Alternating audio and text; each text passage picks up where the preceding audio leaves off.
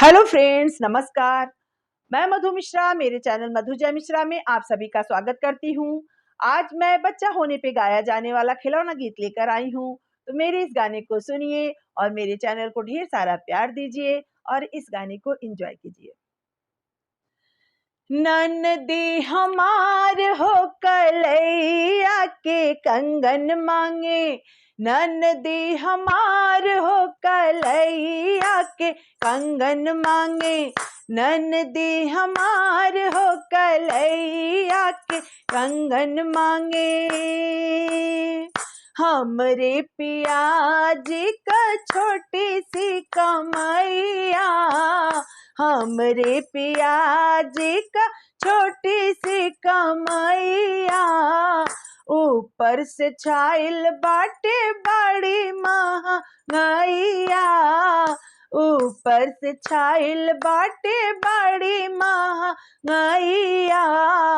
सोने के बदले लैला, सोने के बदले लैला पीतल के हार हो कलैया के कंगन मांगे, ननदी हमार हो कलैया के कंगन मांगे।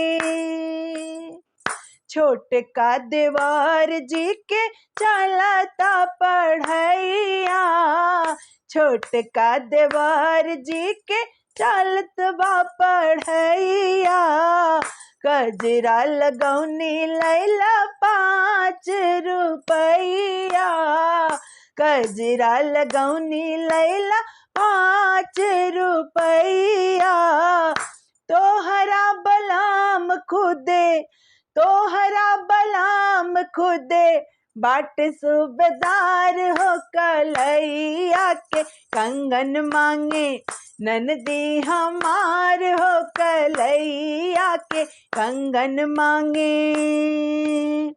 सुनिला ननद रानी हमरो कहनवा, सुनिला ननद रानी हमरो कहनवा, ओही दिन पूरा होई तोहरा मंगनवा, ओही दिन पूरा होई तोहरा मंगनवा।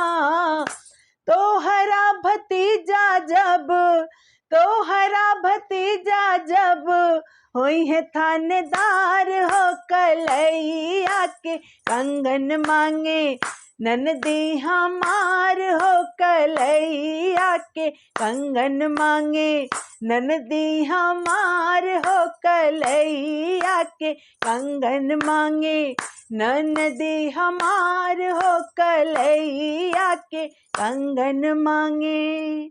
नमस्कार।